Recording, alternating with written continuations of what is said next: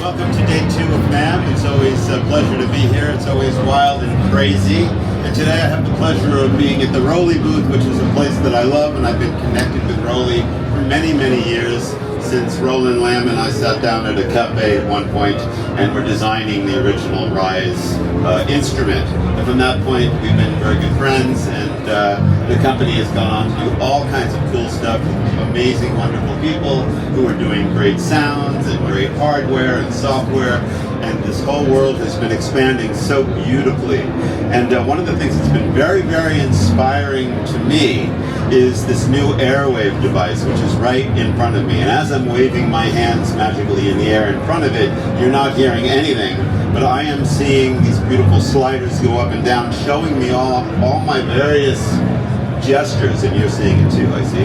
And the beauty of that is, as I play my keyboard, which is a ROLI keyboard as well, the ROLI piano, I can manipulate the sound in this kind of 3D space, which is really, really awesome.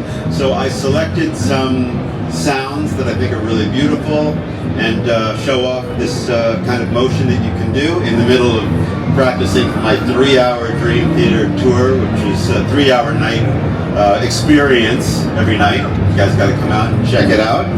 But when I'm not doing that, I'm playing with amazing, cool technology, and this is definitely one of the things that I've been enjoying doing. And maybe some of you have seen the videos of me waving my hands in the air and thinking, why is that guy keep waving his hands in the air? Well, I'm going to talk a little bit about that today. And I've got some of my favorite patches in front of me here. I'm going to kind of cycle through them and play a little bit, and we can get the idea of what the AirWave is really doing. So here we go.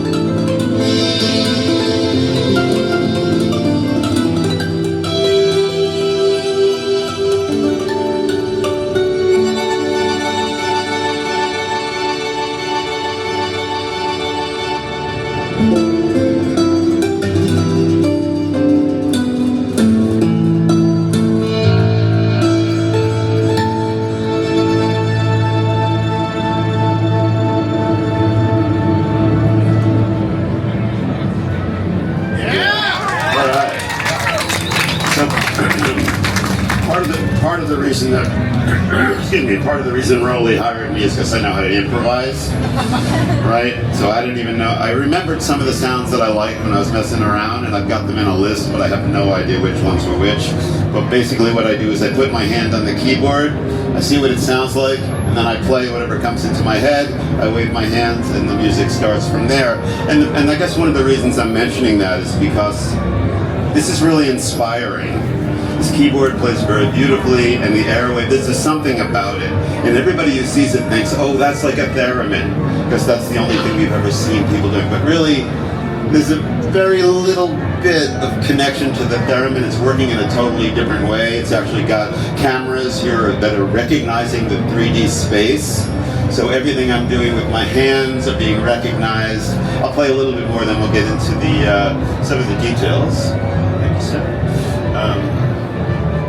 Let's try this one. This one's called Beneath the Waves, and we'll see what it sounds like and go from there.